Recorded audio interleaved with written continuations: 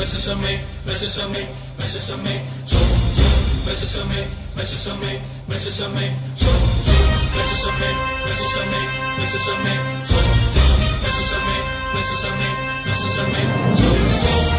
friends, welcome back to GSK Veera Vlogs. இன்னைக்கு நம்ம எங்க வந்திருக்கோம்னா நம்ம சிவகங்கை மாவட்டத்தில் இருக்கக்கூடிய சங்கராபதி கோட்டைக்கு தாங்க நம்ம இன்னைக்கு வந்திருக்கோம். இந்த கோட்டை எங்க இருக்குன்னு பார்த்தீங்கன்னா காரைக்குடி டு தேவக்கோட்டை போற ஹைவே ரோடு பக்கத்துல தாங்க இந்த கோட்டையானது வந்து இருக்கு. இந்த கோட்டையோட வரலாறு, இந்த கோட்டையில் யார் யார் வாழ்ந்திருக்கா, இந்த கோட்டையோட தற்போதைய நிலை என்ன அப்படின்றத இந்த வீடியோ ஃபுல்லாக பார்க்கலாம் ஃப்ரெண்ட்ஸ். ஸ்கிப் பண்ணாமல் வீடியோஸ் பாருங்கள், மறக்காமல் சப்ஸ்கிரைப் பண்ணிக்கோங்க ஃப்ரெண்ட்ஸ், பெல் பட்டனையும் கிளிக் பண்ணிக்கோங்க. வாங்க வீடியோக்குள்ளே போகலாம்.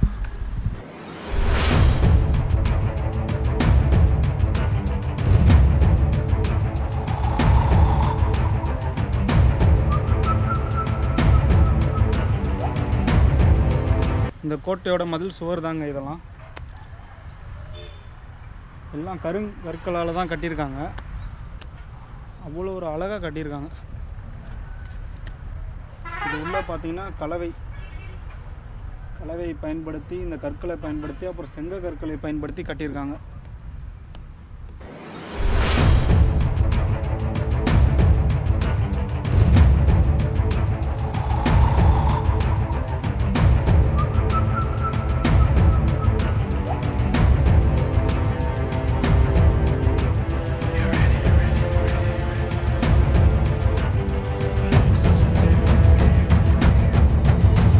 இந்த கோட்டை வந்து 16ஆம் நூற்றாண்டில் வாழ்ந்த ராமநாதபுரத்தின் மன்னர் சேதுபதி அவங்களுக்கு சொந்தமானதாங்க இந்த சங்கராபதி கோட்டை. இந்த கோட்டையும் வந்து ராமநாதபுரத்திற்கு சொந்தமானதாக தான் இருந்தது. எப்படி சிவகங்கைக்கு சொந்தமாக மாறியது என்று நீங்கள் பார்த்தீங்கன்னா, சேதுபதி அவர்களின் ஒரே மகள் தான் வீரமங்கை வேலுநாச்சியார். வேலுநாச்சியார் அப்படின்னு சொன்னால் தெரியாத ஆட்களே இருக்க முடியாது. அவங்கள வந்து சிவகங்கை மாவட்டத்தின் மன்னரான முத்து வடுகநாதர் அவங்களுக்கு வந்து திருமணம் செய்து கொடுக்கும் பொழுது இந்த சங்கராபதி கோட்டையை வந்து சிவகங்கைக்கு சீதனமாக சேதுபதி அவர்கள் கொடுத்துட்டாங்க ஃப்ரெண்ட்ஸ். அப்பையிலேருந்து இந்த கோட்டையானது வந்து சிவகங்கைக்கு சொந்தமாக மாறிவிட்டது. இந்த சங்கராபதி கோட்டைக்கு சங்கராபதி அப்படின்ற பெயர் எதன் மூலியமாக வந்தது அப்படின்னு நீங்கள் பார்த்தீங்கன்னா, சேதுபதி அவர்களின் ரொம்ப நெருங்கிய நண்பர் தொண்டியை சேர்ந்த ஒரு இஸ்லாமியர் அவர் வந்து சேதுபதி அவர்களுக்கு வந்து ஒரு 200 குதிரைகளை வந்து பரிசாக கொடுக்குறார். அவருடைய எண்ணம் என்னன்னா, இந்த குதிரைகளுக்கு வந்து நல்ல ஒரு போர் பயிற்சி கொடுத்து நல்ல பராமரிப்போடு பார்த்துக்க வேண்டும் அப்படின்ற ஒரு ஆசையில் வந்து அவர் வந்து சேதுபதி அவங்களுக்கு இந்த 200 குதிரைகள் வந்து பரிசாக கொடுக்குறார். ஆனால் அப்பொழுது சேதுபதி அவங்கக்கிட்ட வந்து குதிரைகளுக்கான நல்ல ஒரு போர் பயிற்சி கொடுக்கக்கூடிய அளவிற்கான ஆட்கள் யாரும் இல்லாததால் அவருடைய நெருங்கிய நண்பரான ஹைதர் அலி அவங்கக்கிட்ட உதவி கேட்குறாருங்க.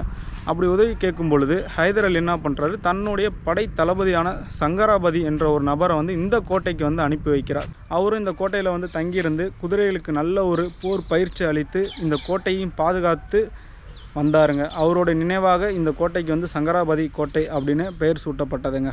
முத்து வடுகநாதருக்கு வந்து வேலுநாச்சியார் அவங்களை திருமணம் செய்து கொடுத்த பிறகு இந்த கோட்டை சீதனமாக அவங்களுக்கு கொடுத்துட்டாங்க. அதன் பிறகு காலப்போக்கில் பார்த்தீங்கன்னா முத்து வடுகநாதர் வந்து வெள்ளையர்களால் கொல்லப்பட்டு இந்த சிவகங்கை மாவட்டமானது வந்து வெள்ளையர்களோட கட்டுப்பாட்டுக்குள்ளே வருதுங்க.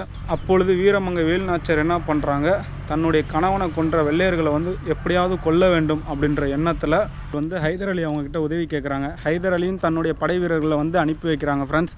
ஹைதர் அலியோட படை வீரர்கள், வேலுநாச்சியார் அவர்களின் படை வீரர்கள், அப்புறம் பெரிய மருது சின்ன மருது அனைவருமே போர் பயிற்சி எடுக்கப்பட்ட கோட்டை தாங்க இந்த சங்கராபதி கோட்டை. போர் பயிற்சி எடுக்கப்பட்டு வெள்ளையர்களை எதிர்த்து போர் செய்கிறாங்க. போர் செய்து தன் கணவரை கொன்ற வெள்ளையர்களை வந்து வேலுநாச்சியார் அவங்க வெட்டி கொன்னுடுறாங்க. காலப்போக்கில் வேலுநாச்சியார் அவங்களும் வந்து உடல்நலக் குறைவால் வந்து இறந்துடுறாங்க. அதன் பிறகு இந்த சங்கராபதி கோட்டையும் சிவகங்கை மாவட்டமும் வந்து மருது சகோதரர்களின் கட்டுப்பாட்டில் வருதுங்க. அப்பொழுது மருது சகோதரர்களும் வெள்ளையர்களை எதிர்த்து போர் செய்வதற்காக இந்த கோட்டையில் தான் வந்து பயிற்சி எடுத்திருக்காங்க. அது மட்டும் இல்லைங்க, பாஞ்சாலங்குறிச்சியின் மன்னர் வீரபாண்டிய கட்டபொம்மன் வந்து வெள்ளையர்களால் தூக்கிலிடப்படுறாரு. அப்பொழுது வீரபாண்டிய கட்டபொம்மனின் தம்பி ஊமத்துரை அவர்கள் வந்து பாஞ்சாலங்குறிச்சியிலிருந்து வெள்ளையர்களிடமிருந்து தப்பித்து இந்த கோட்டைக்கு வராருங்க. இந்த கோட்டைக்கு வந்து மருது சகோதரர்களிடம் உதவி கேட்குறாரு. அப்போ மருது சகோதரர்கள் வந்து ஊமத்துறை பத்திரமாக பாதுகாப்பாக வைக்கப்பட்ட இடம் தாங்க இந்த சங்கராபதி கோட்டை. அப்படியாப்பட்ட இந்த கோட்டை வந்து இப்பொழுது ரொம்ப கவலைக்கிடமாக உள்ளதுங்க. ரொம்ப சேதமடைஞ்சு ரொம்ப மோசமான நிலைமையில் உள்ளது. வாங்க ஃப்ரெண்ட்ஸ், இந்த சங்கராபதி கோட்டை உள்ளே போய் நம்ம பார்க்கலாம்.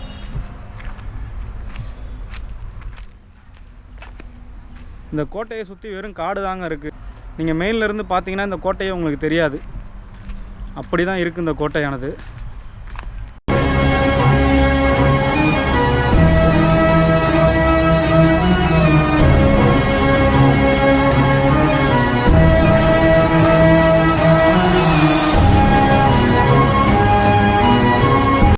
ஃப்ரெண்ட்ஸ், இதுதான் இந்த கோட்டையோட நுழைவாயில். இப்பொழுது அப்போ எப்படி இருந்ததுன்னு தெரியல. இப்போ இந்த கோட்டைக்குள்ளே போகிறதுக்கு ஒரே வழி இந்த வழி தாங்க. வாங்க உள்ளே எப்படி இருக்குன்றதை பார்ப்போம்.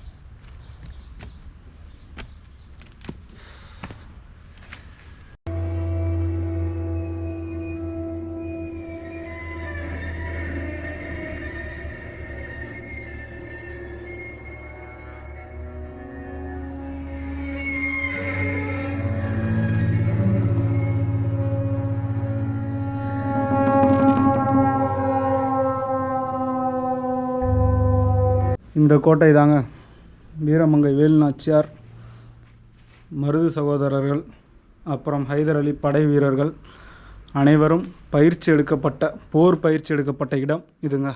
கிட்டத்தட்ட வீரர்கள் வாழ்ந்த இடம் இந்த சங்கராபதி கோட்டை. இந்த கோட்டைக்குள்ளே பார்த்தீங்கன்னா இதுபோல் 50 தூண்கள் இருக்கிறது. எல்லாம் கற்கள் நிறைந்த தூண்கள் தான், கற்களை வைத்து பயன்படுத்தி கட்டப்பட்ட தூண்கள் தான்.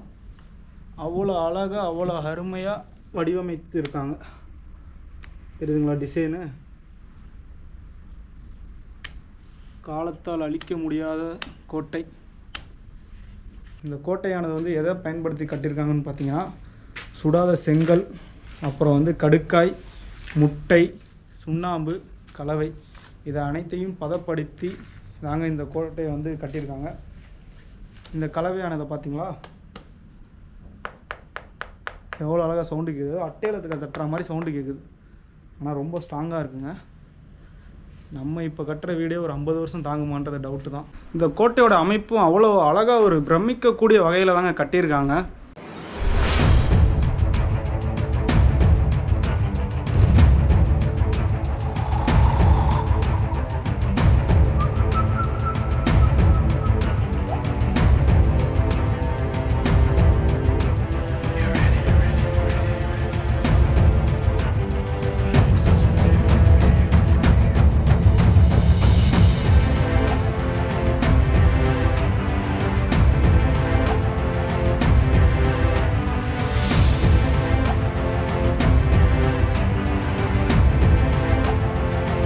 இந்த கோட்டையோட டிசைன் பார்த்தீங்கன்னா, நீங்கள் மதுரை நாயக்கர் மகாலை பார்த்தீங்கன்னா தெரியும். அதே போல் தாங்க இந்த கோட்டையோட டிசைனும் வடிவமைத்திருக்காங்க. இந்த சங்கராபதி கோட்டையிலேருந்து புதுக்கோட்டை திருமயத்துக்கும் அப்புறம் காளியார் கோவிலுக்கும் 2 சுரங்கப்பாதை இருக்குதுன்னு சொல்கிறாங்க ஃப்ரெண்ட்ஸ்.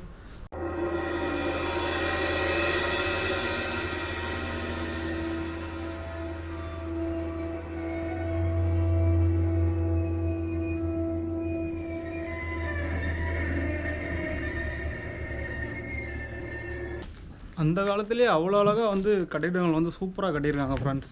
இந்த கட்டிடம் ஃபுல்லாக வந்து செங்கல்களை பயன்படுத்தி தான் கட்டியிருக்காங்க. தெரியுதுங்களா? அதுவும் சுடாத செங்கல்.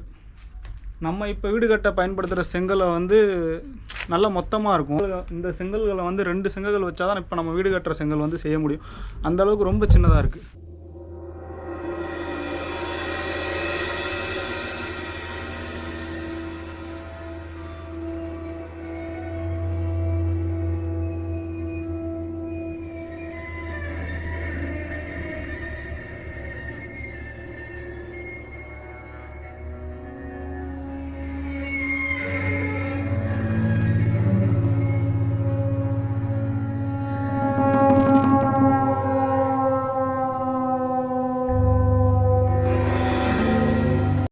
இந்த கோட்டையானது வந்து அப்பொழுது கிட்டத்தட்ட 50 ஏக்கர் பரப்பளவில் இருந்துச்சு ஃப்ரெண்ட்ஸ். 50 ஏக்கர் பரப்பளவில் இருந்துச்சு. அது மட்டும் இல்லாமல் இது பக்கத்துலேயே இங்கே உள்ள வீரர்கள் அனைவருக்குமே தண்ணீர் குடிக்கிற அளவுக்கு ஒரு ஓடை போலவும் இருந்துச்சு.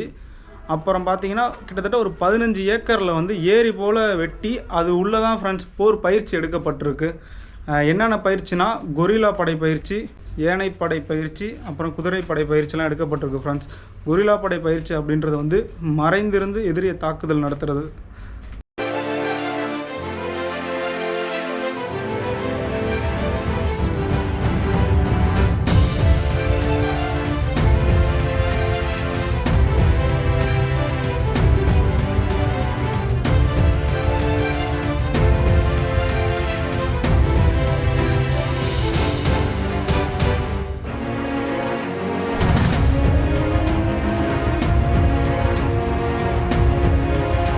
நம்ம இந்த கோட்டையோட மேல் பரப்பில் தான் நின்றுட்டுருக்கோம். இருங்க, இந்த கோட்டையை காட்டுறேன் மேல் பரப்பில் இருந்து.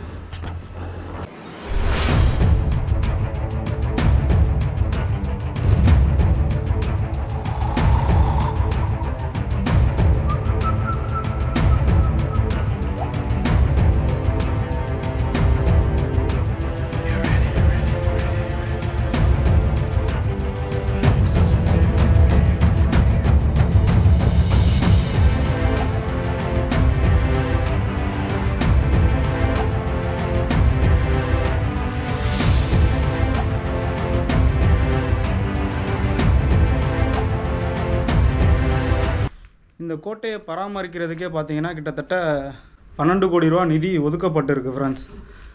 மறைந்த முன்னாள் ஜெயலலிதா அவங்க ஆட்சியில் இருக்கும்போதே கிட்டத்தட்ட 3 கோடி ரூபா ஒதுக்கியிருக்காங்க. ஆனால் இன்னும் இந்த கோட்டையை வந்து பராமரித்து சுற்றுலாத்தலமாக மாற்றுவதற்கு யாராலையும் முடியலை. இப்பொழுது 2024 முதலமைச்சராக இருக்கக்கூடிய மு.க. ஸ்டாலின் அவங்க 8 கோடி ரூபா கிட்ட இதுக்காக நிதி ஒதுக்கியிருக்காங்க. அதுக்கான வேலைப்பாடுகளும் இன்னும் ஆரம்பித்த மாதிரி தெரியலை. ஆரம்பித்தா நல்லாயிருக்கும். இந்த கோட்டைக்கு வர்றதா இருந்தால் நீங்கள் தனியாக வராதிங்க. ஏன்னா கொஞ்சம் சேஃப் இல்லாத மாதிரி தான் இருக்குது. ஏன்னா இது ஆள் நடமாட்டமே இல்லாத பகுதி போல் இருக்குது. அதனால் நீங்கள் வர்றதா இருந்தால் உங்கள் ஃப்ரெண்ட்ஸ் கூட ஒரு 2-3 பேர் சேர்ந்து வாங்க. இந்த கோட்டையை பார்க்குறதுக்காக நிறைய பேர் வராங்க. வர்றதுனால தப்பு இல்லை. நிறைய பேர் பார்த்தீங்கன்னா இங்கே பாருங்கள், இந்த மாதிரி கிறுக்கி வச்சுட்டு போயிடுறாங்க. அது எப்படி தான் அப்படி மேலெலாம் ஏறி கிறுக்குறாங்கன்னு தெரிய மாட்டுது. நம்மளே இப்படி இருந்தால் அரசாங்கம் எப்படி இருக்கும்? இங்கே பாருங்கள், ரொம்ப கேவலமான செயலுங்க இது. இந்த மாதிரி அது எப்படி தான் இவ்வளோ தூரம்லாம் ஏறி கிறுக்க தோணுதுன்னே தெரியலை. எல்லாம் செவுறு மேலே தாங்க ஏறி கிறுக்கி வச்சுருக்காங்க. எனக்கு தெரிஞ்ச வரையும் இந்த கோட்டையில் ஏகப்பட்ட அறைகள் இருந்திருக்கலாம் ஃப்ரெண்ட்ஸ். அதாவது வேலுநாச்சியார் அவங்க தங்குறதுக்கு தனி அறை, மருது சகோதரர்கள் அவங்க தங்குறதுக்கு தனியான அறை, அப்புறம் வீரர்கள் அவங்க எல்லாருமே தங்குறதுக்காக தனித்தனி அறைகள் ஒதுக்கப்பட்டு இருந்திருக்கும். ஆனால் அது காலப்போக்கில் எல்லாம் இடிஞ்சதுனால எந்த அறை எங்கே இருக்குது அப்படின்றது தெரியாமல் போயிடுச்சு. ஏன்னா எல்லாமே இடிஞ்சிருச்சு, சுத்தமாக இல்லை, எதுவுமே இல்லை. இந்த கோட்டையில் ஏதோ ஒரு காவாசி இருக்குது, அவ்வளோதான். மற்றபடி எல்லாமே இடிஞ்சிருச்சு. அதனால் நம்மளால் எந்த அறை யாரோடது என்ன அப்படின்றத சரியாக பார்க்க முடியலை. எனக்கு தெரிஞ்ச இந்த கோட்டையோட முகப்பு வாயில் இதுவாக தாங்க இருக்கணும். அந்த காலத்துலேயே இந்த கோட்டையானது பாதிக்கப்பட்டிருக்குங்க. எப்படின்னா வெள்ளையர்களுக்கு இப்படி ஒரு கோட்டை இருக்குது அப்படின்னு தெரிஞ்சவொடனே என்ன பண்ணிட்டாங்க, பீரங்கி குண்டுகளால் இந்த கோட்டையை தாக்க ஆரம்பிச்சிட்டாங்க. அப்படி தாக்குதல் அப்போ முகப்பு வாயிலானது காலியாயிருச்சுங்க. இந்த கோட்டைக்கு நீங்கள் வர்றதா இருந்தால் மேப்பில் நீங்கள் சங்கராபதி கோட்டை அப்படின்னு டைப் பண்ணாவே உங்களுக்கு சரியான லொக்கேஷன் காட்டிடும். இந்த கோட்டைக்கு பஸ் வசதி அப்படின்னு எதுவுமே கிடையாது. நீங்கள் வந்தால் உங்கள் சொந்த வண்டியில் வாங்க, பைக்கில் அப்படி காரில் வாங்க. வீடியோ பிடிச்சிருந்தால் லைக் பண்ணுங்கள், ஷேர் பண்ணுங்கள், கமெண்ட் பண்ணுங்கள் ஃப்ரெண்ட்ஸ். மறக்காமல் சப்ஸ்கிரைப் பண்ணிக்கோங்க, பெல் பட்டனையும் கிளிக் பண்ணிக்கோங்க. நம்ம அடுத்த விலாகில் சந்திப்போம். இதோடு இந்த விலாக் முடிஞ்சிருச்சு ஃப்ரெண்ட்ஸ். ஓகே, பாய்.